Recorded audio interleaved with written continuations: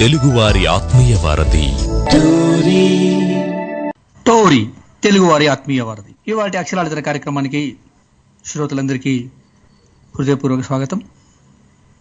ఇవాటి రోజు అక్షరాలితన కార్యక్రమంలో ఎప్పట్లాగే సాహిత్యము, సినిమాకు సంబంధించిన అంశాల గురించి మనం మాట్లాడుకోబోతున్నాం.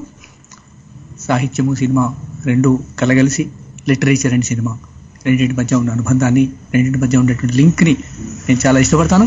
ఆ క్రమంలో భాగంగానే ఈ కార్యక్రమంలో సాహిత్యము, ముఖ్యంగా కవిత్వము, సినిమాలు వీటికి సంబంధించిన విషయాలకు అక్షరాలితన కార్యక్రమం గత దాదాపుగా సంవత్సరం పైన నడుస్తూ వస్తున్నది. ఇవాళ కార్యక్రమంలో ముఖ్యంగా ఈ వారం కవితలో 3 కవితలు మీకు వినిపించబోతున్నాను. ఒకటి పసునూరి శ్రీధర్ బాబు రాసినటువంటి ఒక కవిత, శీర్షిక ఇంతా చేసి నెత్తుటి మరకలా మిగిలిపోతున్నామని కవిత. అట్లాగే మల్లారెడ్డి మురళీమోహన్ గారు రాసినటువంటి శూన్యయానం అనే ఒక కవిత. అట్లాగే గాజోజు నాగభూషణం గారు రాసినటువంటి పాటకు మరణం ఉంటుందా అనే కవితను మనం ఇవాళ ఈ వారం కవిత కార్యక్రమంలో మనం వినబోతున్నాం. ఆ తర్వాత నివాళి కార్యక్రమంలో భాగంగా గుర్రం జాషువా గారి గురించి ప్రముఖ కవి, విమర్శకుడు డాక్టర్ గండ్ర లక్ష్మణరావు గారు మనకు జాషువా గారి గురించి చెప్తారు. ఆయన మాటల్లో మనం జాషువా గారి చరిత్రని, సాహిత్యాన్ని, కవిత్వాన్ని విందాం. ఆ తర్వాత ఇవాళ 111వ జయంతిగా జరుపుతున్నటువంటి దాదాసాహెబ్ ఫాల్కే అవార్డు గ్రహీత పైడి జయరాజ్ గురించినటువంటి ఒక 4 మాటలు మాట్లాడుకుందాం. తర్వాత గత వారం మొదటి ఎపిసోడ్లో భాగంగా మిత్రుడు రమేష్ బాబు చెప్పినటువంటి హైదరాబాదులో మూకీ సినిమాల లోకాన్ని మనకు ఆవిష్కరించారు. దానిలో 2వ భాగాన్ని ఇవాళ మనం పూర్తిగా వినబోతున్నాం. ఇట్లా ఇవాళ కార్యక్రమంలో భాగంగా మనం ఇన్ని కార్యక్రమాన్ని మనం వింటూ ఉన్నాం, నడుస్తూ ఉన్నాం, సాగుతూ ఉన్నాం. మొట్టమొదట ఈ వారం కవిత శీర్షికను మనం తీసుకుంటే, ఈ వారం కవితలో నేను చెప్పినటువంటి కవితల కంటే ముందు నేను రాసిన ఒక కవితను మీకు వినిపించి తర్వాత ఈ వారం కవితలోకి వెళ్దాం. నేను రాసిన కవితల్లోంచి ఒక కవితను మీకు వినిపించే ప్రయత్నం చేస్తాను.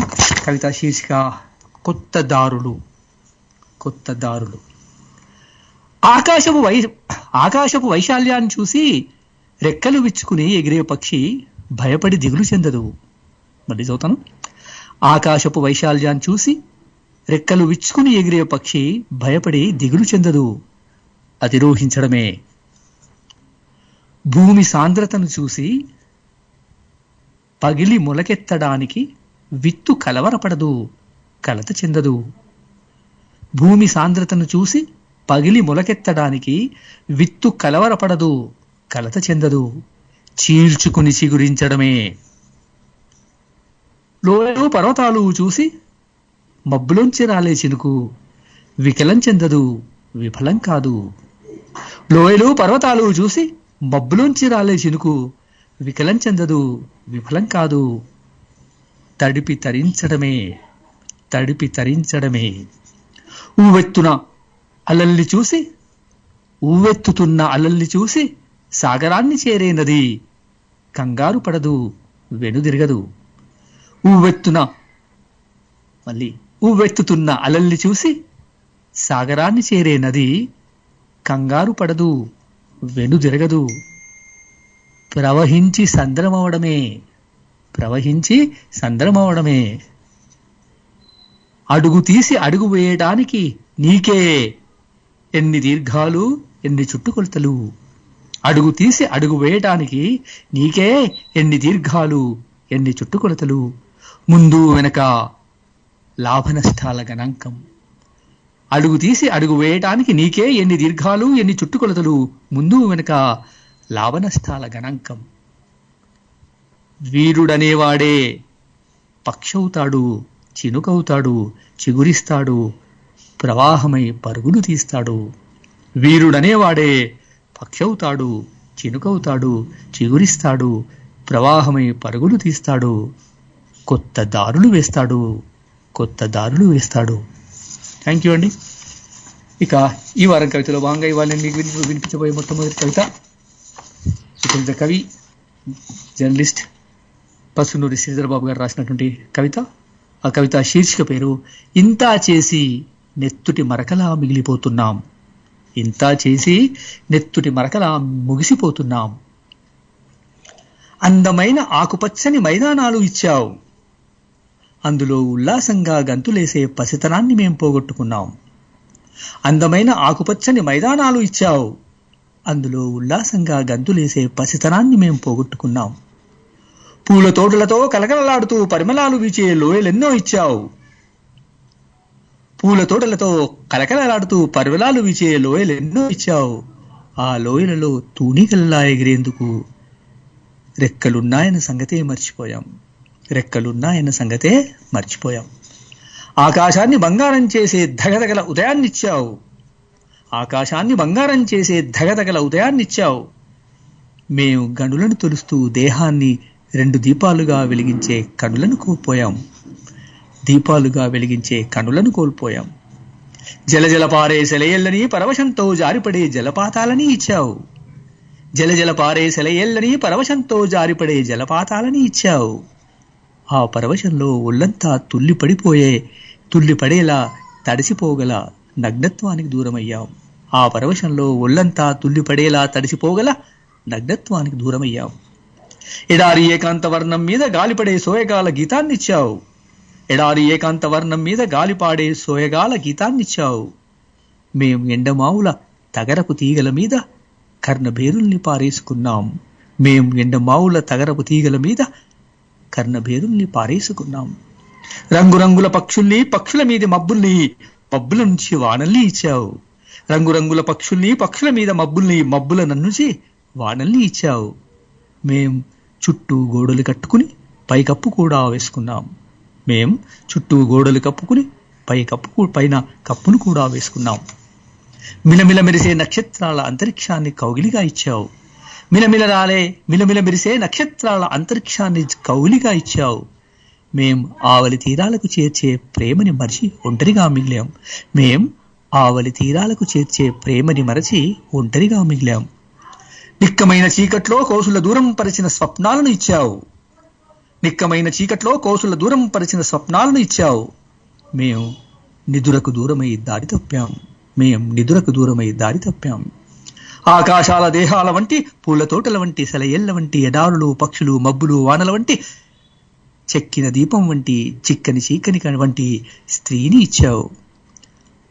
ఆకాశ దేహాల వంటి, పూల తోటల వంటి, సెలయేళ్ల వంటి, ఎడారులు, పక్షులు, మబ్బులు, వానల వంటి, చెక్కిన దీపం వంటి, చిక్కని చీకటి వంటి స్త్రీని ఇచ్చావు. మేం దేహాన్ని వెలిగించుకోలేక తగలబడుతున్నాం, మేం దేహాన్ని వెలిగించుకోలేక తగలబడిపోతున్నాం. పుట్టుకకు చావుకు మధ్య వంతెనలా నిలిచిన ఇంద్రధనుస్సు, పుట్టుకకు చావుకు మధ్య వంతెనలా నిలిచిన ఇంద్రధనుస్సు చూపుడు వేలు అందిస్తే చేతులు ఖాళీ లేక పట్టుకోలేక ప్రతిక్షణం శ్మశానం వైపు అడుగులు వేస్తున్నాం.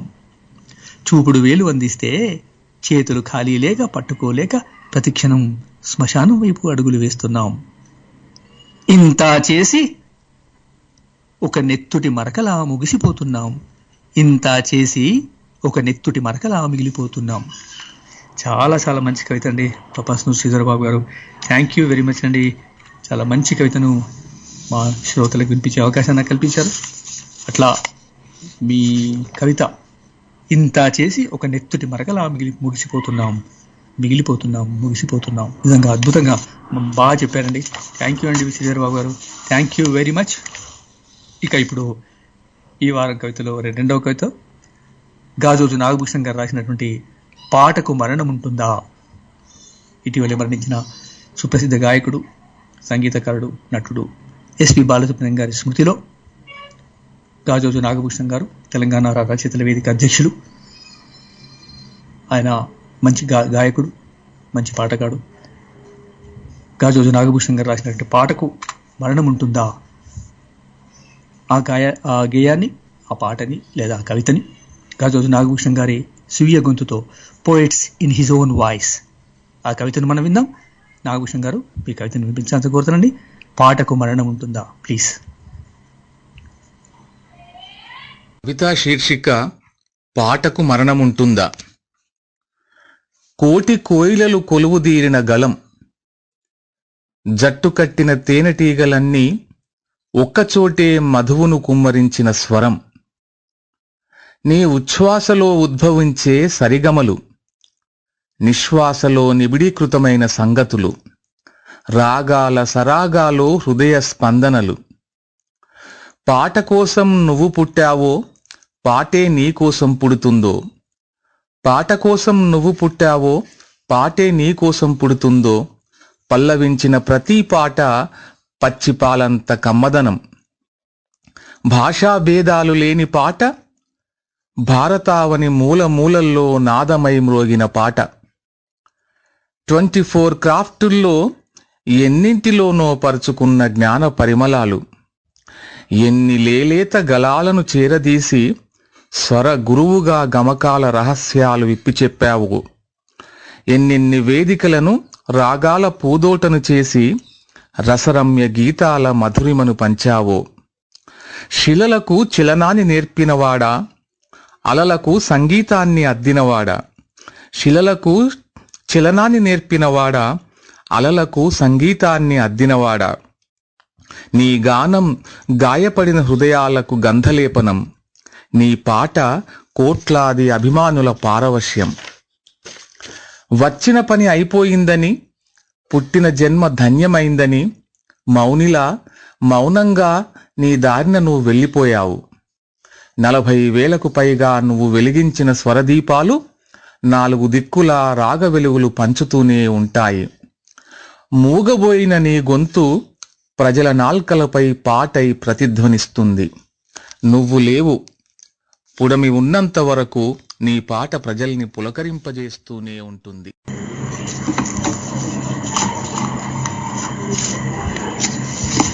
థ్యాంక్ యూ నాగభూషణ గారు, థ్యాంక్ యూ వెరీ మచ్. పాటకు మరణం ఉంటుందా? ఎస్వి బాలసుబ్రహ్మణ్యం గారి స్మృతిలో మంచి కవితను మాకు వినిపించారు. శిలలకు చలనాన్ని నేర్పినవాడా, అలలకు సంగీతాన్ని అద్దినవాడా, నీ గానం గాయపడిన హృదయాలకు గంధలేపనం, నీ పాట కోట్లాది అభిమానుల పారవశ్యం. చాలా చాలా మంచి వాక్యాలు రాశారండి, చాలా మంచి కవి చెప్పారు. థ్యాంక్ యూ అండి, thank you very much, thank you very much.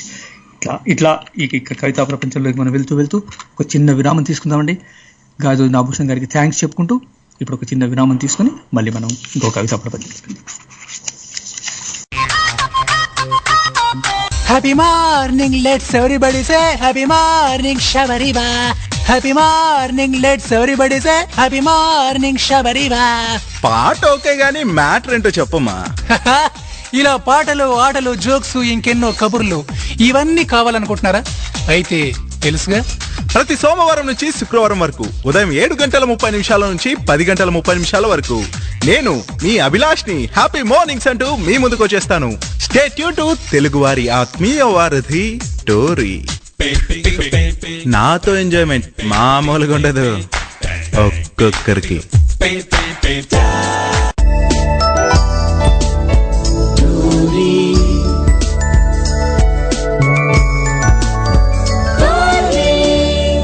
తెలుగువారి ఆత్మీయ వారధి అక్షరాలతర కార్యక్రమానికి శ్రోతలందరికీ పునఃస్వాగతం. ఈ వారం కవితలో భాగంగా ఇప్పుడు నేను మీకు వినిపించబోయే ఇవాళటి చివరి కవిత మల్లారెడ్డి మురళీమోహన్ గారు రాశారు. శీర్షిక పేరు శూన్యయానం. శూన్యయానం. రాత్రి నన్ను ముక్కలు చేస్తోంది, ఒక్కో ముక్కలోకి ఒక్కో స్వప్న శకలాన్ని కూరుతూ. రాత్రి నన్ను ముక్కలు చేస్తోంది, ఒక్కో ముక్కలోకి ఒక్కో స్వప్న శకలాన్ని కూరుతూ. రాత్రి నన్ను ఎడతెగని ప్రయాణానికి సన్నద్ధుని చేస్తోంది, ఒక్కో మజిలీ వద్దకి కొన్ని ఆలోచనలు పంపి శూన్యావరణాన్ని రద్దు చేస్తూ. రాత్రి నన్ను ఎడతెగని ప్రయాణానికి సన్నద్ధుని చేస్తోంది, ఒక్కో మజిలీ వద్దకి కొన్ని ఆలోచనలు పంపి శూన్యావరణాన్ని రద్దు చేస్తూ. అయినా శూన్యముక అయస్కాంతం, అయినా శూన్యముక అయస్కాంతం. శూన్యముక బిలం, శూన్యముక సుడిగుండం. శూన్యాన్ని కట్టిన తారీకుల కంచె కదా కాలం, శూన్యాన్నిన్న కట్టిన తారీకుల కంచె కదా కాలం. శూన్యం మెడలో అంకెల మాల కదా కాలం, శూన్యం మెడలో అంకెల మాల కదా కాలం. అందుకే కాలం పోటుతో ప్రకటితమైన పగలు అనే మహాశూన్యంలోకి, అందుకే కాలం పోటుతో ప్రకటితమైన పగలు అనే మహాశూన్యంలోకి మళ్ళీ మళ్ళీ జారిపోతూనే ఉన్నాను, మళ్ళీ మళ్ళీ జారిపోతూనే ఉన్నాను. ఒక నిరంతరాన్వేషణలో అందుకే కాలం పోటుతో ప్రకటితమైన పగలు అనే మహాశూన్యంలోకి మళ్ళీ మళ్ళీ జారిపోతూనే ఉన్నాను, ఒక నిరంతరాన్వేషణలో. థ్యాంక్ యూ అండి మల్లారెడ్డి మురళీమోహన్ గారు. శూన్యయానం ఒక మంచి కవితను మా శ్రోతలకు వినిపించే అవకాశం కల్పించారు. థ్యాంక్ యూ అండి, ధన్యవాదాలు మురళీమోహన్ గారు. ఇట్లా ఈ వారం కవిత శీర్షికకి ముగింపు పలుకుంటూ ఇప్పుడు మనం 2వ అంకంలోకి వెళ్తున్నాం. అక్షరాల తెర కార్యక్రమం ఇవాళ కార్యక్రమంలో భాగంగా 2వ అంకంలోకి వెళ్తున్నాం. దీనిలో నివాళిగా జాషువా 125వ జయంతి సందర్భంగా ఈ కార్యక్రమాన్ని మనం ఏర్పాటు చేసుకున్నాం. జాషువా అనగానే ఆయన కవిత్వంలో చోటు చేసుకున్న వస్తువు, తనదైన ముద్ర, గొప్ప ప్రాపంచిక దృక్పథం, అట్లాగే జాషువా కవిత్వంలో ప్రశ్నించే తత్వం, బాధిత పక్షపాత వైఖరి, ఇవన్నీ అనేకమైనటువంటి అద్భుతమైనటువంటి ఆధునిక పోకడలు, లక్ష్యాలు ఉన్నటువంటి ఒక ప్రగతిశీలమైనటువంటి భావాలతో ఉన్నటువంటి గుర్రం జాషువా గారు 125వ జయంతి సందర్భంగా ఇప్పుడు డాక్టర్ గండ లక్ష్మణరావు గారు జాషువా గారి గురించి మాట్లాడతారు. గండ లక్ష్మణరావు గారి మాటలు విని గుర్రం జాషువా గారి గురించి మరింత తెలుసుకునే ప్రయత్నం చేద్దాం, మరింతగా వినే ప్రయత్నం చేద్దాం. ఇప్పుడు డాక్టర్ గండ లక్ష్మణరావు గారు గుర్రం జాషువా గారి గురించి మాట్లాడతారు. గుర్రం జాషువా గారి గురించి లక్ష్మణరావు గారు.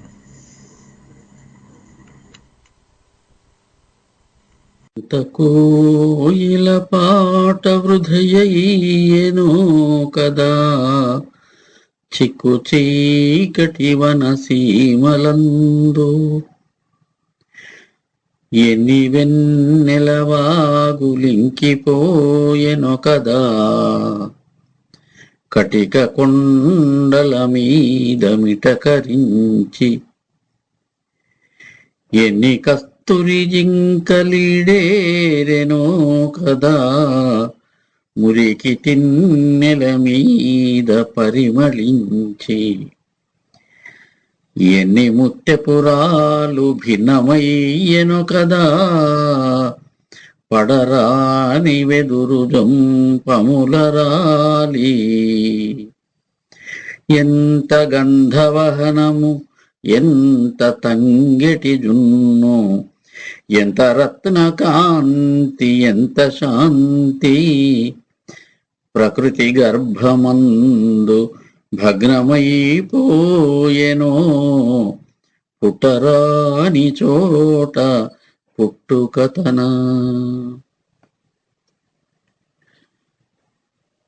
గుర్రం జాషువా తెలుగులో గొప్ప కవి. 1895 సెప్టెంబర్ 28న గుంటూరు జిల్లా వినుకొండ సమీపాన ఒక పేద కుటుంబంలో లింగమాంబ వీరయ్య అనే దంపతులకు జన్మించాడు.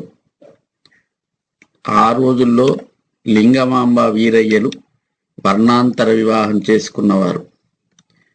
పుట్టగానే తనకు కులమత భేదాలు, అస్పృశ్యతలు మొదలైన అవమానాలు ఎదుర్కొన్నానని, చిన్నతనం నుంచి వాటిని ఎదుర్కోవలసి వచ్చింది అని, వాటి నుంచి తాను కవిగా ఎదిగిన తీరు అనేక కావ్యాల్లో, అనేక పద్యాల్లో, అనేక రచనల్లో చెప్పుకున్న గొప్ప కవి గుర్రం జాషువా. చదువుకునే సౌకర్యాలు లేకపోయినప్పటికీ ఊరవతల ఒక పాడుబడిన మసీదులో గుడ్డి దీపపు వెలుగు కింద పురాణేతిహాసాలు చదువుకొని తనను కాదంటున్న సమాజాన్ని ఎదిరించటానికి, తనను తాను సమున్నతంగా ఎదగటానికి నిరంతరం కృషి చేసిన కవి గుర్రం జాషువా. నాకు 2 గురువులు, ఒకటి పేదరికం, రెండవది కులమతాల వ్యతిరేకత. ఈ ఇద్దరి నుంచి ఒకటి సహనాన్ని, ఒకటి ఎదిరించే శక్తిని నేర్చుకున్నాను అని చెప్పుకున్నాడు గుర్రం జాషువా. ఇటు హైందవ సంప్రదాయాన్ని, అటు క్రైస్తవ లక్షణాలను రెండింటినీ తాను చిన్నతనం నుంచి చూసి అనేక విషయాలను అనుభవించి అధ్యయనం చేసి వాటి నుంచి మానవతా కోణంలో అద్భుతమైన కవిత్వాన్ని వెలార్చిన కవి గుర్రం జాషువా. ప్రకృతిలో ఏవి ఏ చోట ఉంటే వాటికి విలువ ఉంటుందో ఆ చోట ఉండకపోతే ఎట్లా భగ్నమైపోతాయో అని పైన చెప్పిన పద్యములో చెప్పిందంతా ప్రకృతి మీద ఆరోపణ చేసి చెప్పినాడు. కాని ప్రజల్లో, సమాజంలో మనుషులు కూడా పుట్టరాని చోట పుట్టినట్లయితే వారికి గొప్ప అదృష్టం ఉండదు అనే వ్యంగ్యాన్ని అందులో చాటి చెప్పినాడు. జాషువా నాటకాలు రాసినాడు. ఉపాధ్యాయుడిగా, తెలుగు పండితుడిగా పనిచేసినాడు. అక్కడ కూడా ఈ కుల మతాల కారణంగా అతన్ని ఉద్యోగం నుంచి తీసేస్తే మూకీ సినిమాలకు వ్యాఖ్యానం చేస్తూ కొంతకాలం గడిపినాడు. తరువాత ఆయన కవిత్వం చేత సమాజంలో గొప్ప గౌరవాన్ని అందుకున్నాడు, సన్మానాలు పొందినాడు, మహాకవి అనిపించుకున్నాడు. ఆ దశలో ఆయన మద్రాసు రేడియో స్టేషన్లో తెలుగు ప్రోగ్రాం ఎగ్జిక్యూటివ్గా కొంతకాలం ఉద్యోగం చేసినాడు.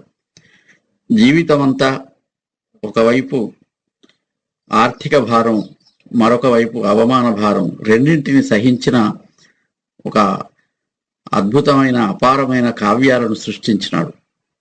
గబ్బిలము, ఫిరదౌసి, క్రీస్తు చరిత్ర, స్వప్న కథ, నా కథ,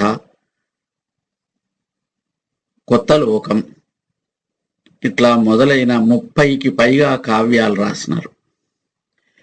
ప్రతి పద్యము చాలా ధారాశుద్ధితో చాలా అద్భుతంగా సాగుతూ ఉంటుంది.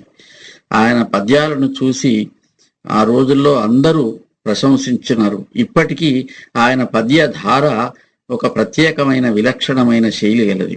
ఆయన పదప్రయోగం కానీ, ఆయన భావన సౌకుమార్యం కానీ, ఆయన తిరస్కరించదలుచుకున్న విషయాలను కూడా ఎంత సున్నితంగా తిరస్కరించినాడో చెప్పిన అంశాలు కానీ చాలా విలక్షణమైన ప్రయోగాలు చేసినాడు జాషువా. కవి సమ్మేళనాలకు వెళ్ళినప్పుడు తాను అస్పృశ్యుడని, వేదికపైకి రావద్దని దూరంగా ఉంచిన సందర్భాలు ఉన్నాయి. కవులతో సహపంక్తి భోజనాలు కూడదని దూరంగా ఉంచిన సందర్భాలు ఉన్నాయి. వీటన్నింటినీ దృష్టిలో పెట్టుకొని ఈ అస్పృశ్యత, కులాలు, మతాలు మానవత్వాన్ని దూరం చేస్తున్నాయనే బాధతో ఆయన అనేక సందర్భాల్లో, అనేక పద్యాల్లో, అనేక కావ్యాల్లో రాసినాడు. వెంకటగిరి రాజా సన్మానం చేస్తానని పిలిపించినప్పుడు బయలుదేరి వెళ్తూ ఉంటే రైల్లో కనిపించిన ఒక అతను ఎదురుగా ఉండి వీరి పద్యాలు విని చాలా సంతోషపడి పొంగిపోయి చివరికి నీది ఏ కులం అని ప్రశ్నించి అక్కడి నుంచి దూరంగా లేచి వెళ్ళిపోయినాడట. అది చెప్పుకున్నాడు. నా కవితావధూటి నెగాదిగా చూచి, నా కవితావధూటి వదనంబు నెగాదిగా చూచి, రూపురేఖా కమనీయ వైఖరులగాంచి భళీ భళి అన్నవాడే నీదే కులమంచు ప్రశ్న వెలయించి చివాలున లేచిపోవుచో బాకున గ్రుమ్మినట్లగును పార్థివ చంద్రమా పల్క సిగ్గగున్. ఆయన మనస్సులో ఉన్న భావాన్ని, ఆవేదనను పద్యాల్లో చాలా అలవోకగా చెప్పేవారు. అనేక సందర్భాల్లో అట్లా అలవోకగా చెప్పినారు. తనను కాదన్న వారిని కూడా ఎదిరించి చాలా గొప్ప ధైర్యంగా ఉన్నాడు. ఆయన ఎప్పుడు కవిత్వం విషయంలో, జీవితం విషయంలో అధైర్యపడలేదు. అది కవి నుంచి, ఆయన వ్యక్తిత్వం నుంచి, కవిత్వం నుంచి నేర్చుకోవలసిన అంశాలు. ఎందరో ఆయన కవిత్వాన్ని పరిహాసం చేసినప్పుడు కూడా గవ్వకు సాటిరాని పలు కాకుల మూకలనేకులు నన్నెవ్విధి దూరినన్ నను వరించిన శారద లేచిపోవునే.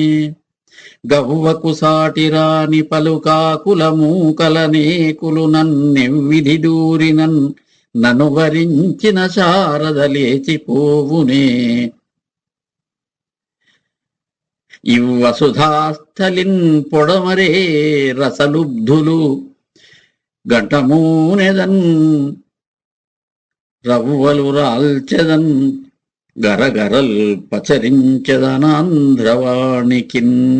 నన్ను వరించిన శారద లేచిపోవునే అని పూర్వం ఎప్పుడో పిల్లల మర్రి పినవీరభద్రుడు మాత్రమే వాణి నా రాణి అని చెప్పుకున్నాడు. సరస్వతిని నన్ను వరించిన శారద లేచిపోవునే అని ఇంత ధైర్యంగా చెప్పుకున్న కవి జాషువా ఒక్కడే. అంత ధైర్యంగా చెప్పుకొని అంత గొప్పగా కవిత్వాన్ని కూడా రాసినాడు. ఒక్కొక్క పద్యంబునకు ఒక్కొక్క నెత్తురు బొట్టు మేనిలో తక్కువగా రచించితిన్. ఒక్కొక్క పద్యానికి ఒక్కొక్క నెత్తురు బొట్టు తగ్గే విధంగా పద్యాలు రాసినాను అని ఫిరదౌసి కావ్యంలో కవి అభిప్రాయంగా చెప్పుకున్నాడు. అది తనకు కూడా వర్తిస్తుంది. అట్లా తన గుండెలోని వేదనంతా పద్య రూపంలో చెప్పినటువంటి కవి జాషువా. ఆయనకు అనేక సన్మానాలు జరిగినాయి. ఆంధ్రప్రదేశ్ ప్రభుత్వం ఆయనను సన్మానించింది. కేంద్ర సాహిత్య అకాడమీ పురస్కారం వచ్చింది. శాసన మండలి సభ్యత్వం ఇచ్చినారు ఆంధ్రప్రదేశ్ ప్రభుత్వం వారు. కళాప్రపూర్ణ బిరుదాన్ని ఆంధ్ర విశ్వవిద్యాలయం వారు ఇచ్చినారు. కేంద్ర ప్రభుత్వం పద్మభూషణ బిరుదంతో సత్కరించింది.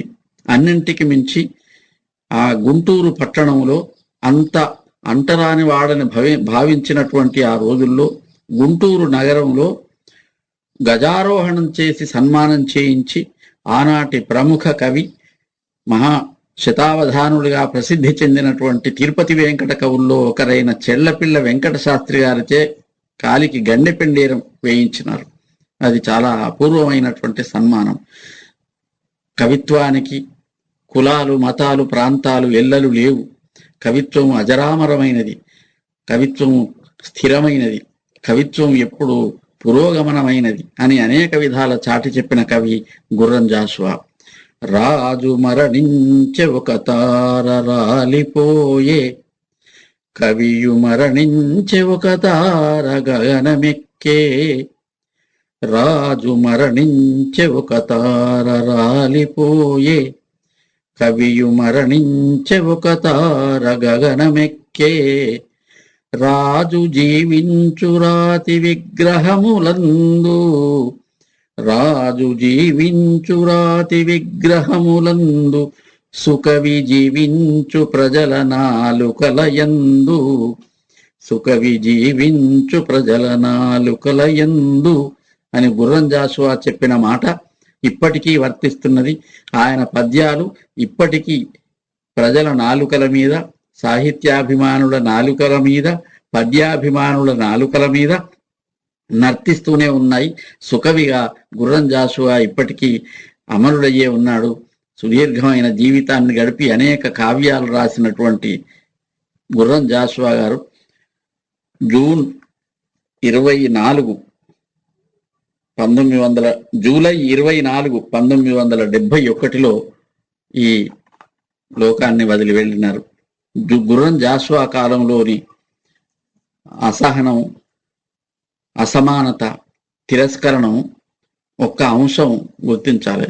అభ్యుదయ దృక్పథం ఉన్నప్పటికీ తిరుగుబాటు దృక్పథం లేని సంస్కరణ అభిలాష ఎక్కువగా ఉన్నటువంటి లక్షణం ఆయన కవిత్వంలో ప్రస్ఫుటంగా కనపడుతూ ఉంటుంది.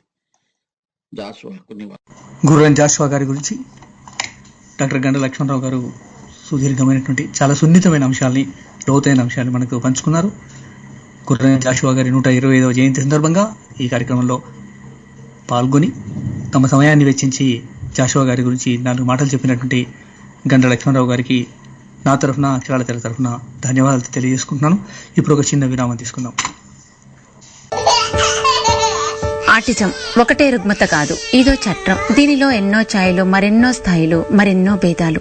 అందరూ ఒకేలా అనిపించకపోవచ్చు, అందరిలోనూ ఒకే లక్షణాలుండకపోవచ్చు. కానీ ముందుగానే దీన్ని ఆనవాళ్లు పట్టుకుంటే దీన్ని అధిగమించడం, ఈ చట్టాన్ని దాటడం మరి అంత అసంభవం కాకపోవచ్చు. అందుకే ఆటిజంపై అవగాహన పెంచేందుకే ఈ కార్యక్రమాన్ని మీ ముందుకు తీసుకొస్తుంది మీ ఆత్మీయ వారధి టోరీ ఆర్జే స్వాతి గారితో ఆటిజం అవేర్నెస్ షో. అమెరికా తూర్పు కాలమాన ప్రకారం ప్రతి సోమవారం సాయంత్రం 6 గంటల నుండి 7 గంటల వరకు, అమెరికా పసిఫిక్ కాలమానం ప్రకారం సాయంత్రం 3 గంటల నుండి 4 గంటల వరకు, భారత కాలమానం ప్రకారం మంగళవారం ఉదయం 4:30 నుండి 5:30 వరకు. మీ తెలుగువారి ఆత్మీయ వారధి టోరీలో.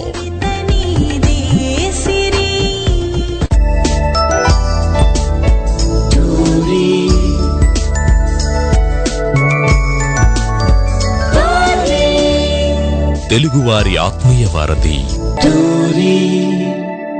పునఃస్వాగతం. ఇవాటి కార్యక్రమంలో భాగంగా ఇందాక మనం ఈ వారం కవిత శీర్షికలో కొన్ని కవితలు విన్నాం. అట్లాగే కవి సమయం కార్యక్రమంలో నివాళిగా గురుదన్ జాషువా గారి గురించి డాక్టర్ గంట లక్ష్మణరావు గారు చెప్పగా విన్నాం. ఇక ఇప్పుడు మనం క్రమంగా సినిమా లోకంలోకి వస్తున్నాం. ఇవాళ సుప్రసిద్ధ నటుడు, హీరో, మూకీ యుగం నుంచి టాకీ యుగం దాకా అనేక సినిమాల్లో హీరోగా యాక్ట్ చేసినటువంటి కరీంనగర్లో పుట్టిన పైడి జయరాజ్ గారి 111వ జయంతి. 111వ జయంతి సందర్భంగా పైడి జయరాజ్ గారి గురించి 4 మాటలు మాట్లాడుకుందాం. పైడి జయరాజ్ నిజానికి మూకీ యుగంలోంచి టాకీ యుగం దాకా ఉన్నటువంటి ఏకైక అద్భుతమైన హీరో. గొప్ప ఫిజిక్తో, గొప్ప యాక్టివిటీస్తో ఉన్నటువంటి హీరో. ఆయన కరీంనగర్లో పుట్టి హైదరాబాద్ ద్వారా బాంబేకి వెళ్ళి హీరోగా స్థిరపడ్డారు. ఆయనకి దాదాసాహెబ్ ఫాల్కే అవార్డు వచ్చింది. మిగతా అన్ని విషయాలు నేను మీతో పంచుకుంటాను. ఇప్పుడు ఫాల్కే గారి గురించి 4 మాటలు మాట్లాడుకుందాం. పైడి జయరాజ్ తెలంగాణ గడ్డ మీద పుట్టి హిందీ సినిమా రంగం భూమికగా ఎదిగి దేశవ్యాప్తంగా పేరు గడించి 70 ఏళ్ల పాటు సినిమా రంగంలో వెలుగొందిన గొప్ప నటుడు పైడి జయరాజ్. 1913లో ఫాల్కే రాజా హరిశ్చంద్రతో మొదలైన భారతీయ సినీ ప్రస్థానంలో పైడి జయరాజ్ది ఒక ప్రధానమైన అధ్యాయం.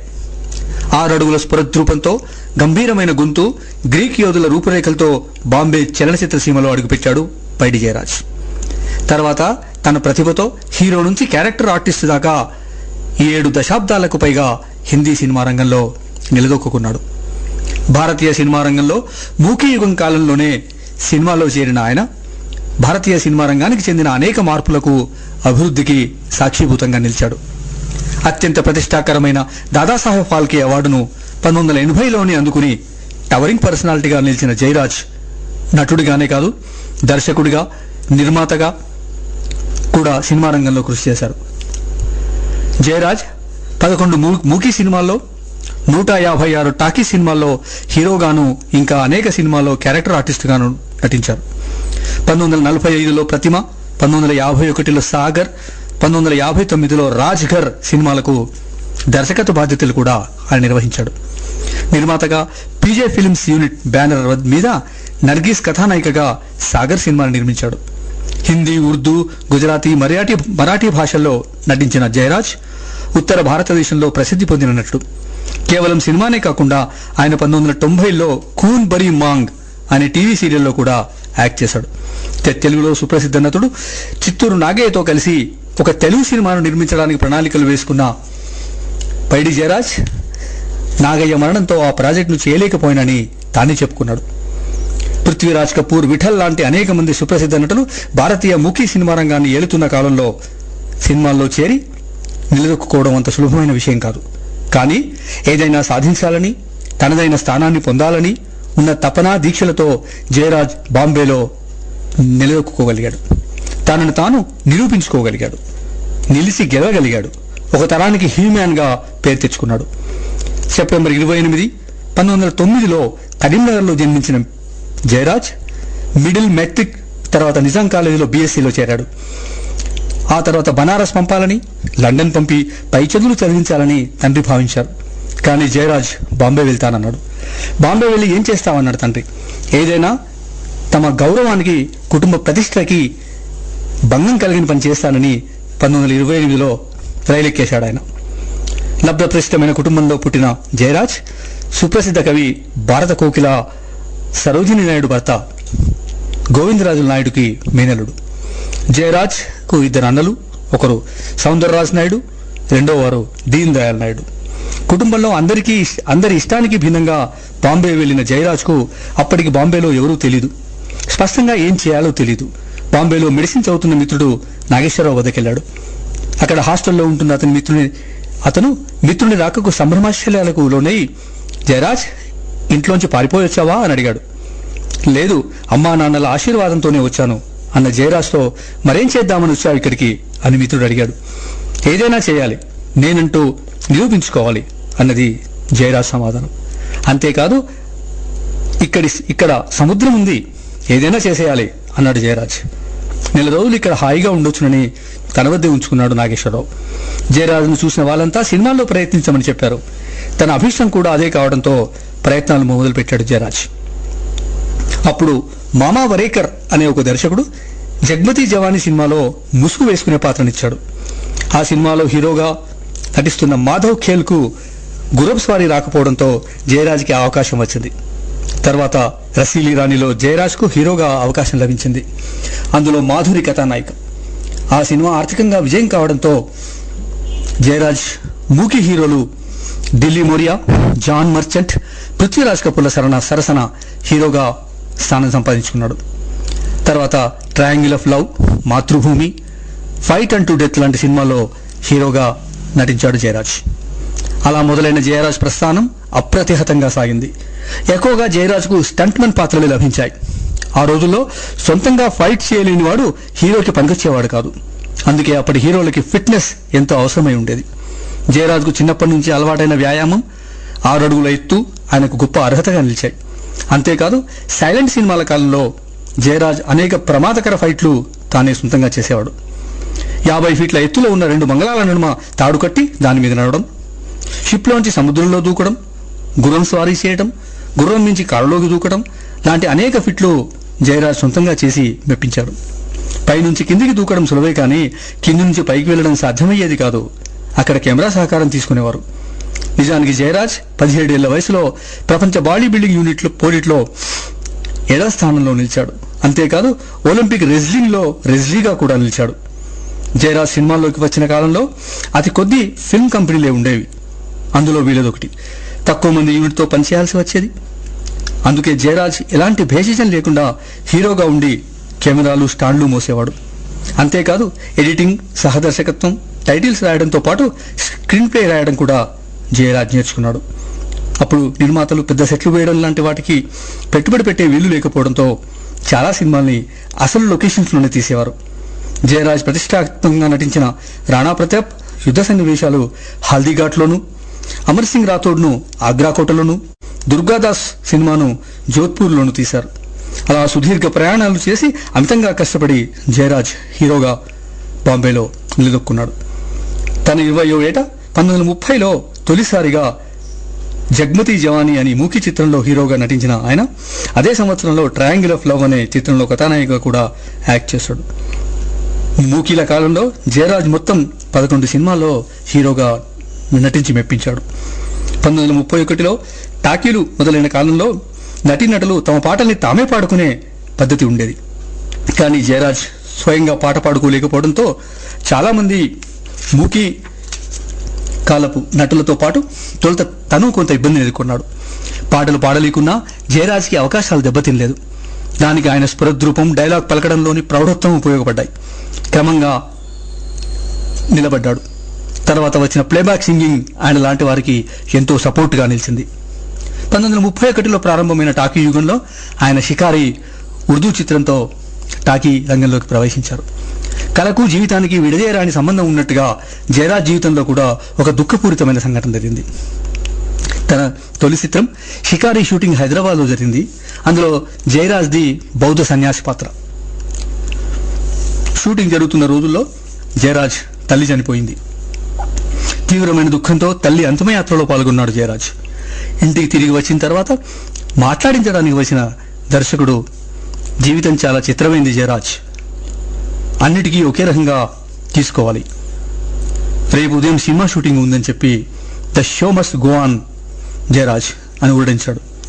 అట్లాగే తల్లి మరణించిన దుఃఖాన్ని మదిలో పెట్టుకునే షూటింగ్లో పాల్గొన్నాడు జయరాజ్. అంతటి దీక్షాపరుడు ఆయన. అంతేకాదు ఆ రోజు షూటింగ్లో కూడా కథానాయక చనిపోగా ఆమె శవాన్ని పాడ మీద ఉంచే సీన్ చేశాడు జయరాజ్. అప్పటి ఆయన స్థితి ఊహించుకోవాల్సిందే. అలా అకుంఠిత దీక్షతో డైరెక్టర్ చెప్పింది చేస్తూ నిబద్ధతతో పనిచేశారు ఆయన. జయరాజ్ మొట్టమొదటి పౌరాణిక చిత్రం అహల్యా ఉద్దార్. మొదట సాంఘిక సినిమా మున్షి ప్రేమ్చంద్ కథ ఆధారంగా నిర్మితమైన మిల్ మజ్దూర్, తర్వాత బేరోజ్గార్, గ్యాంగ్, అఫ్సాన్ సా కిస్కే, మురాద్, రైఫిల్ గర్ల్ లాంటి సినిమాలతో ఆయన పెద్ద సినిమా హీరో స్థాయికి చేరుకున్నాడు. ఆయన పేరు మీద సినిమాలు నడిచే స్థాయికి చేరుకున్నాడు. 1936లో వచ్చిన బాబీ గోల్డెన్ జూబ్లీ సినిమా, ఇంకా పురంజన్ దేవతన్, బిజిలీ, మాలా లాంటి సినిమాలు జయరాజ్ని సూపర్ స్టార్ చేశాయి. అలా జయరాజ్ మూకీ సినిమాలో 11, తర్వాత 156 టాకీ సినిమాల్లో కథానాయుడుగా, విలక్షణమైన నటుడిగా పలు వైవిధ్యమైన పాత్రల్ని పోషించారు. హీరో పాత్రలతో పాటు అనేకమైన క్యారెక్టర్ పాత్రలు పోషించిన జయరాజ్ తనకు మాత్రం దేశ నాయకుల పాత్రలు, చారిత్రక పాత్రలు ఎంతో ఉత్సాహాన్ని, సంతృప్తిని కలిగించాయని చెప్పుకున్నాడు. జయరాజ్ పోషించిన అమర్ సింగ్ రాథోడ్, టిప్పు సుల్తాన్, పృథ్వీరాజ్ చౌహాన్, రాణా ప్రతాప్, రజియా సుల్తానాల మొదలైన చారిత్రక సంబంధ పాత్రలు విశిష్టమైనవి. షాహిద్ ఆజంలో ఆయన పోషించిన చంద్రశేఖర్ ఆజాద్ పాత్ర విలక్షణమైంది. ఆ సినిమా ఆనాటి యువకుల్ని విశేషంగా ఆకర్షించింది. జయరాజ్ చేసిన ఒకే ఒక ఫ్యాంటసీ సినిమా హతీమ్ తాయి. అందులో షకీరాతో కలిసి చేసిన సర్వర్ దిగారాలం అన్న పాట ఎంత ప్రాచుర్యం పొందిందంటే నిజాం రాజు ఆ పాటను 7 సార్లు మళ్లీ మళ్లీ రివైండ్ చేసుకుని చూశాడని చెప్తారు. జయరాజ్ మొట్టమొదటి మల్టీ స్టారర్ చార్ దిల్ చార్ రాహే, అది కే అబ్బాస్ సినిమా. అందులో రాజ్ కపూర్, షమీ కపూర్, మీనా కుమారి తదితర మహామహులు నటించారు. జయరాజ్ హీరోగా చేసిన చివరి సినిమా 1965లో వచ్చిన ఖూనీ కౌన్ ముజ్రిం కౌన్. తర్వాత క్రమంగా క్యారెక్టర్ పాత్రలోకి ఒదిగిపోయారు జయరాజ్. అలా సుమారు 300 సినిమాలు చేశారు ఆయన. ఆయన 3 అంతర్జాతీయ ప్రాజెక్టులో కూడా పనిచేశారు.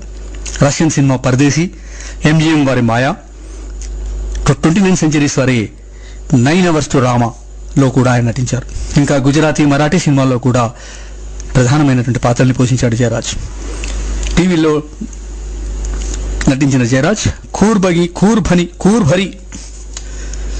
ఖూన్ భరీ మాంగ్ సీరియల్లో నటించాడు. పరదేశీ, నైనా లాంటి సినిమాల షూటింగ్ల కోసం విదేశాలకు వెళ్లిన జయరాజ్ ప్రపంచ ప్రసిద్ధి పొందిన దర్శకుడు హిచ్కాక్, పుడోకిన్ లాంటి వాళ్ళని కలిశాడు. వాళ్ళ ప్రభావంతో సినిమాలకు దర్శకత్వం వహించాలని ప్రేరణ పొందాడు. ఫలితంగా 4 సినిమాలకి దర్శకత్వం కూడా వహించాడు. 1945లో ప్రతిమ, 51లో సాగర్, 59లో మెహర్ రాజ్ ఘర్ లాంటి సినిమాలకు ఆయన దర్శకత్వ బాధ్యతలు వహించారు.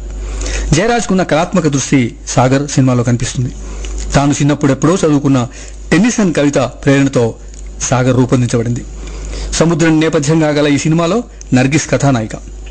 తెలంగాణ మట్టిగడ్డలో పుట్టినవాడు కనుక జయరాజ్ రంగుల సినీ ప్రపంచం వెలుగులో పడి కట్టుకుపోకుండా సినీ కార్మికుల కష్టాలు, కన్నీళ్లు పట్టించుకున్నాడు. బాంబేలో మొట్టమొదటిసారిగా పృథ్వీరాజ్ కపూర్తో కలిసి సినీ కార్మికుల సంఘం పెట్టాడు.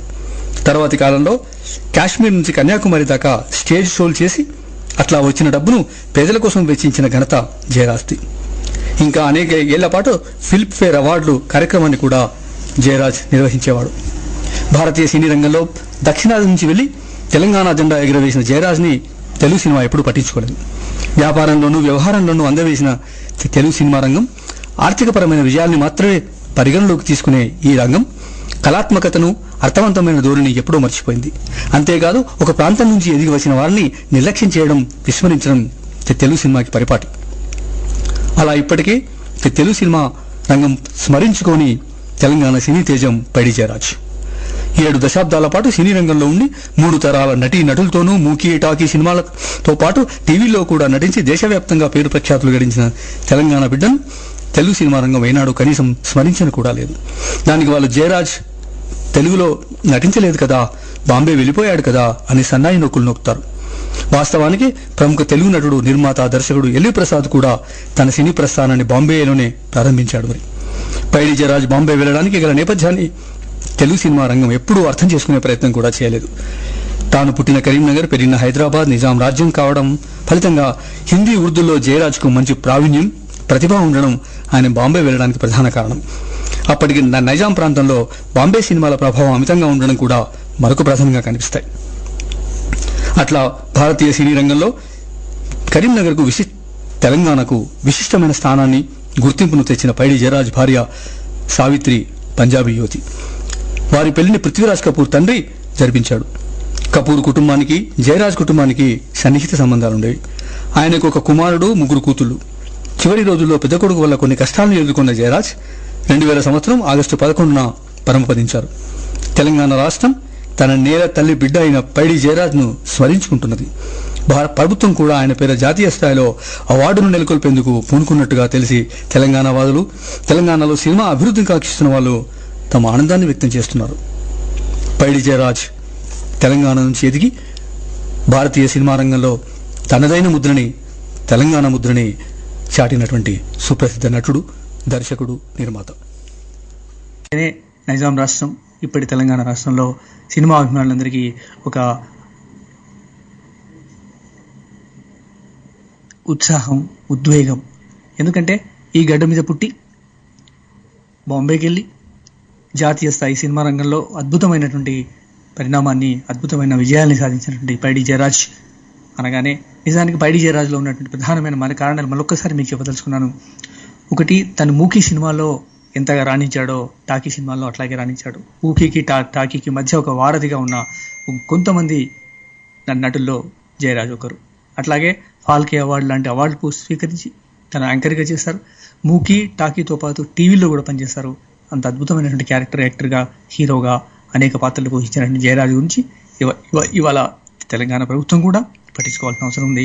తెలంగాణ ప్రభుత్వం కూడా ఆయనను స్మరించుకోవాల్సిన అవసరం ఉందని నేను భావిస్తూ పైడి జయరాజ్కి తన 111వ జయంతి సందర్భంగా హృదయపూర్వకమైన నివాళులర్పిస్తూ ఇప్పుడు ఒక చిన్న విరామం తీసుకుందాం.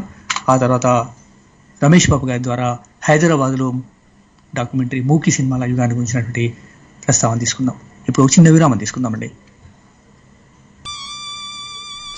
చుట్టుపక్కల ఎన్ని డివైస్లు ఉన్నా మనసులో మాట చెప్పుకోవడానికి మాత్రం ఒక్కరు కూడా లేరు. ఏంటో ఈ శిక్ష. ప్రపంచంలో చాలా మంది ఇలానే ఏం చేయాలో తోచక చిన్న చిన్న ఆనందాలు మిస్ అవుతున్నారు కదూ. అందుకే చక్కటి చిక్కటి ఛాయ్ కబుర్లతో, టైమింగ్ లేని పంచులతో, ప్రాసలు లేని పదాలతో, మనసు దోచుకునే మాటలతో బిందాస్ గా ముచ్చట్లు పెట్టడానికి వచ్చేస్తున్నాడు మీ మ్యాచ్ మహి. ఇంతకీ ఎప్పుడు ఎక్కడ అంటారా? మీరు అలా మీ మనసులో గట్టిగా తలుచుకోండి, నేను ఇలా ప్రత్యక్షమైపోతాను. Stay tune to Tori, Telugu వారి ఆత్మీయ వారధి.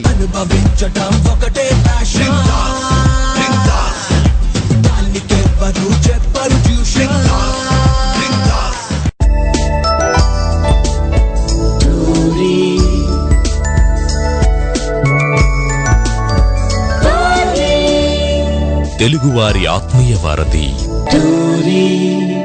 మనకి శ్రోతలందరికీ పునఃస్వాగతం.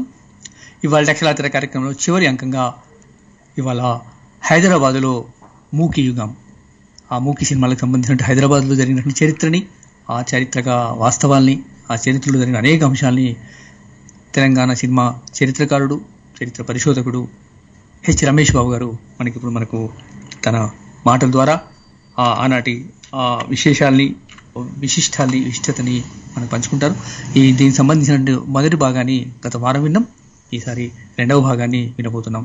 ఇప్పుడు రమేష్ బాబు గారు హైదరాబాద్లో మూకీ సినిమా యుగం. రమేష్ బాబు గారు. మద్రాసుతో సమాంతరంగా హైదరాబాద్లో కూడా మూకీల ప్రదర్శన జరిగినది.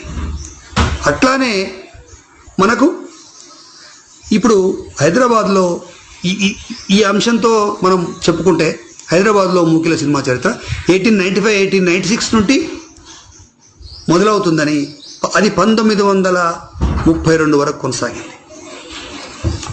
1932 వరకు ఎట్లా కొనసాగుతుంది అంటే 1910 తర్వాత మళ్ళీ మనకు సినిమాకు సంబంధించి ఇక్కడ మూకీలు ప్రదర్శన జరిగినట్టు ఇక్కడ కనిపించకపోయినా మళ్ళీ 1922లో ధీరేన్ గంగూలీ మద్రాసు నుండి ఇక్కడికి వచ్చి లోటస్ ఫిలిం కంపెనీ అని ఒక సంస్థను నెలకొల్పి ఇక్కడ మూకీలు తీయడం మొదలుపెట్టాడు. ధీరేన్ గంగూలీకి హైదరాబాద్తో పరిచయం అప్పుడే కాదు, 1916లోనే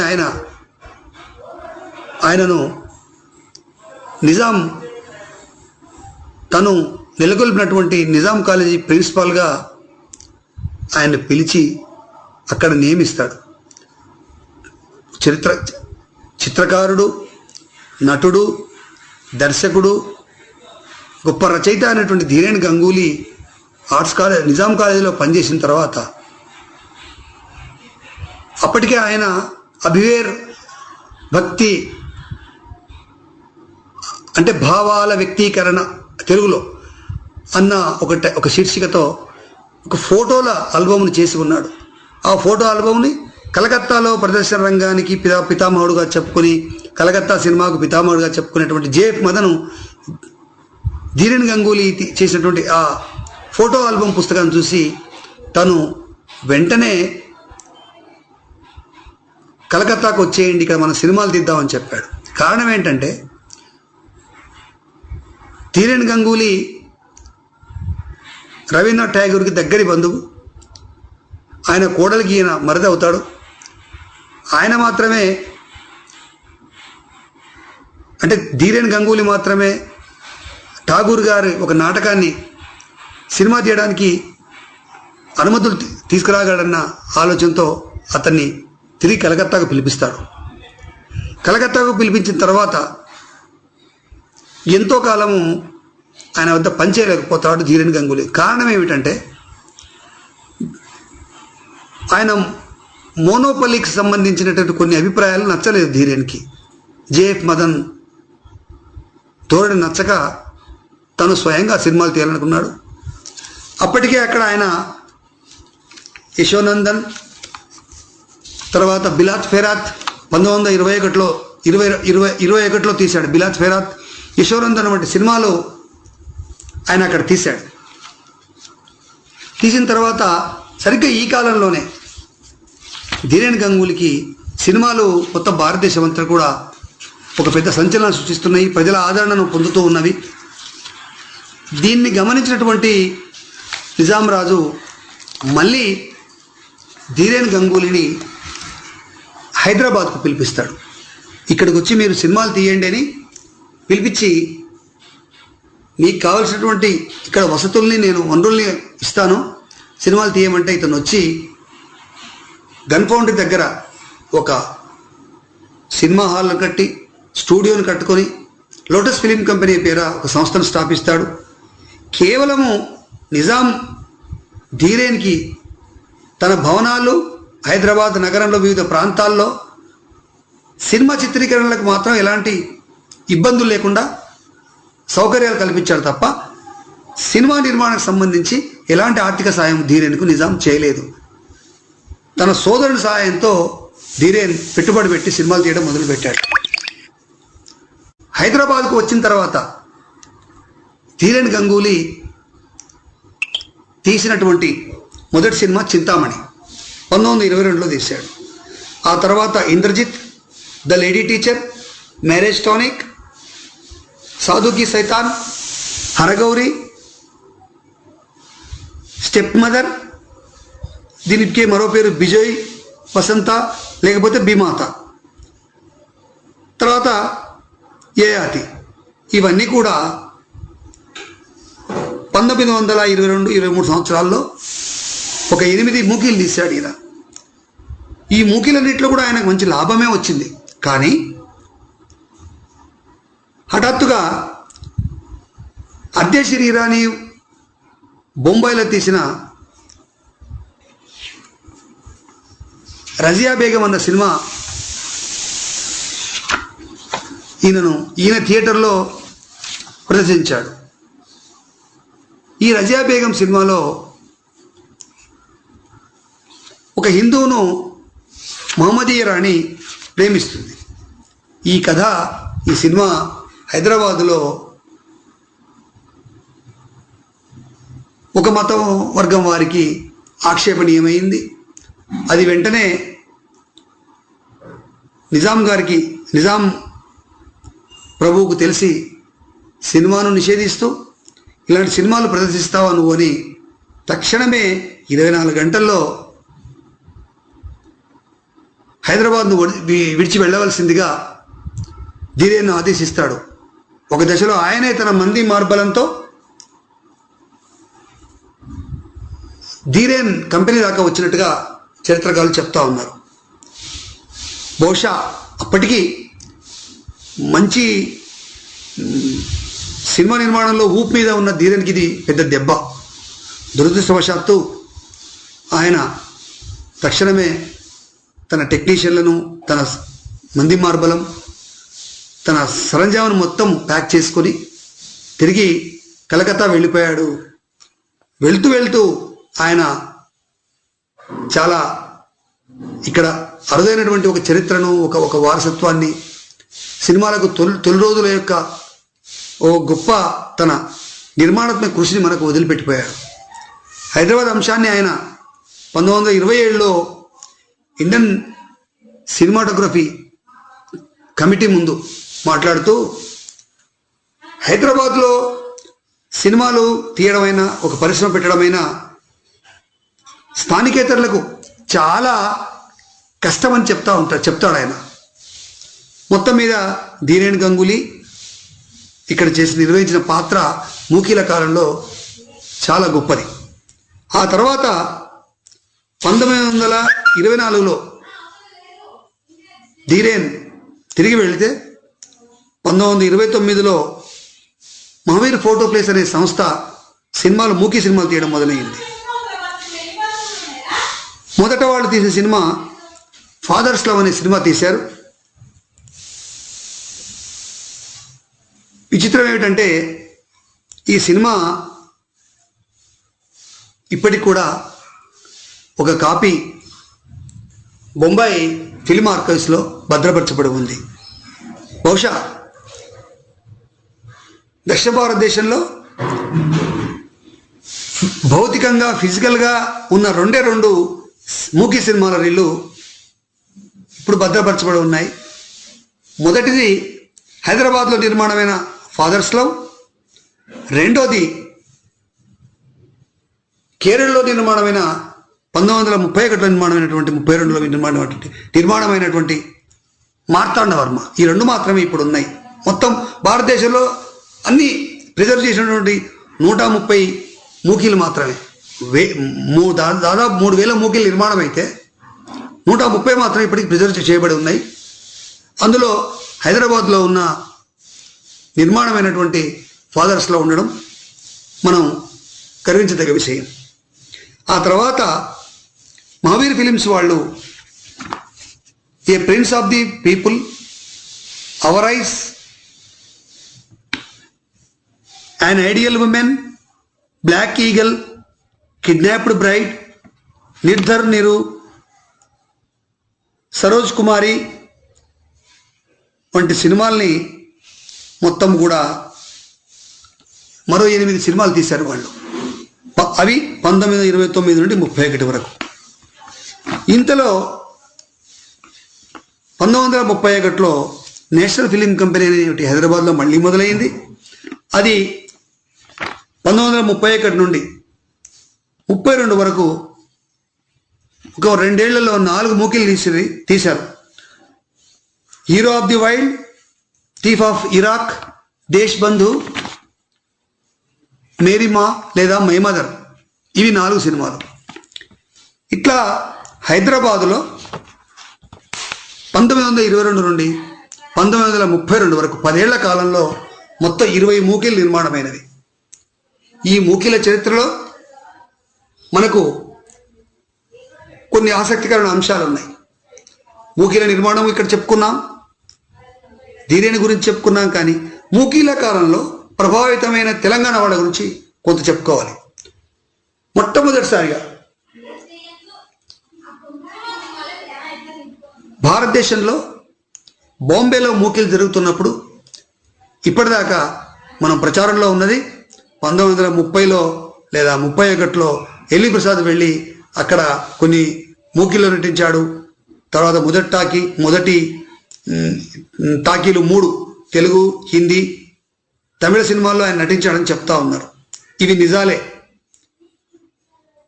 నిజాలంటే ఆయన నటించిన అంశాలు నిజం, కానీ ఆయనే మొదటివాడు కాదు. ఆయన కన్నా మొదటి వాళ్ళు ఒక 4 ఉన్నారు. మనం మొన్నటిదాకా ఎల్వి ప్రసాద్ గారి కన్నా ముందుగా జయరాజు పైడి ఆయన 1825లో వెళ్ళి 1830-31 వరకు 11 మూకీల్లో ఆయన యాక్ట్ చేశాడని మనం ఇప్పటిదాకా చెప్పుకున్నాం. ఈయనని మాత్రమే కాదు ఎల్వి ప్రసాద్ కన్నా ముందినవాడు. ఎల్వి ప్రసాద్ కన్నా ముందుగా వెళ్ళిన హీరో ఖచ్చితంగా జయరాజ్, ఇది రూఢి అయింది. కానీ తెలంగాణ నుండి వారికన్నా ముందుగా వెళ్ళిన వాళ్ళు మరో 2 ఉన్నారు. ఎల్వి ప్రసాద్ కన్నా ముందు నాగుల చింతకు చెందినటువంటి ఒక కళావంతుల కుటుంబం. ఆమె రాంప్యారి అనే ఆమె ముందుగా వెళ్ళి గుణసుందర్ అనే సినిమాల్లో 1927లో యాక్ట్ చేసి ఆ తర్వాత మరో 10 మూకీల్లో ఆమె యాక్ట్ చేసింది. ఇలా ఒక రాంప్యారితోనే ఆగిపోలే, వారికన్నా ముందు సరోజినీ నాయుడు చెల్లెళ్ళైనటువంటి మృణాలినీదేవి ఇద్దరు కూడా 1925లోనే హిమాంశు రాయ్ తీసినటువంటి లైట్ ఆఫ్ ఆసియాలో ఇద్దరు నటించారు. ఆ తర్వాత సునాళిదేవి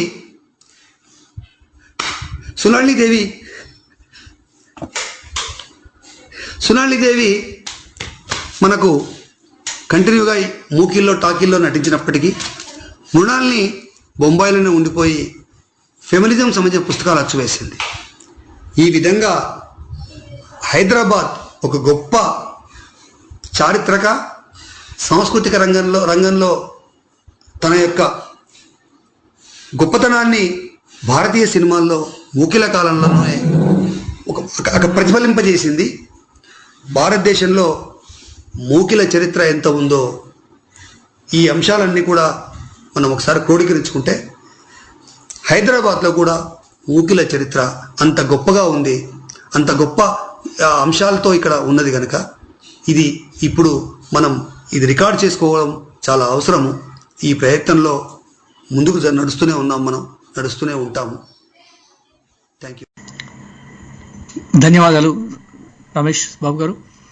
నిజానికి హైదరాబాద్ మూకీల యుగం కాలం నుంచి ఇవాటి వరకు సినిమాతో పాటు అనేక సాహితీ సాంస్కృతిక రంగాలకి గొప్ప వేదికగా నిలిచింది. అయితే సినిమా రంగానికి వచ్చినప్పుడు ఖచ్చితంగా మద్రాస్ పైచేయిగా చరిత్ర నిర్మిస్తూ వచ్చారు. మద్రాసు నుంచి పోయిన విషయాలే చరిత్రలో నిలిచిపోయాయి. దానికి భిన్నంగా అసలైన చరిత్రని వెలికితీస్తూ హైదరాబాద్లో మూకీల చరిత్రను ధీరన్ గంగులీతో, ఇప్పుడు ధీరన్ గంగూలీ నుంచి మొదలవుతున్నటువంటి చరిత్రను కూడా ఇంకా కొంచెం ముందుకెళ్ళి తవ్వి అంతకంటే ముందు నుంచి అనేక సంవత్సరాల, అనేక దశాబ్దాల నుంచి హైదరాబాద్కి మూకీ యుగానికి ఉన్న సంబంధాన్ని చాలా హిస్టారికల్ ఎవిడెన్సెస్తో చెప్పారు. థ్యాంక్ యూ అండి రమేష్ బాబు గారు, థ్యాంక్ యూ వెరీ మచ్. చారిత్రకంగా తెలంగాణ సినిమాకు సంబంధించి, హైదరాబాద్ సినిమాకు సంబంధించి మీరు చేస్తున్నటువంటి ఈ హిస్టరీకి సంబంధించినటువంటి విషయాలు, ఈ చరిత్రకు సంబంధించిన తారీఖులు, దస్తావేజులు చాలా చాలా చాలా చాలా ప్రామాణికమైనవిగా కనిపిస్తున్నాయి. అట్లాగే మీ చరిత్ర కృషి ఎప్పటికీ మిగిలిపోతుందని మిమ్మల్ని మనసారా అభినందిస్తూ సెలవు తీసుకుంటాను. ఇవాళ ఈ అక్షరాల కార్యక్రమంలో తమ కవితలను వినిపించడానికి, తమ ఉపన్యాసాలు వినడానికి, తన మాటలు వినడానికి అంగీకరించినటువంటి మిత్రులందరికీ, పెద్దవాళ్ళందరికీ అక్షరాల తరఫున, టోరీ తరఫున, వారాల ఆనందంగా నా తరఫున ధన్యవాదాలు తెలియజేస్తూ ఈ కార్యక్రమం ఇంతటితో ముగించుకుందాం. మళ్ళీ వారం మరికొన్ని కార్యక్రమాలతో, మరికొన్ని కవితలతో, మరికొన్ని సినిమా ముచ్చట్లతో మీ ముందుకు వస్తాను. థ్యాంక్ యూ అండి, thank you very much. Good night.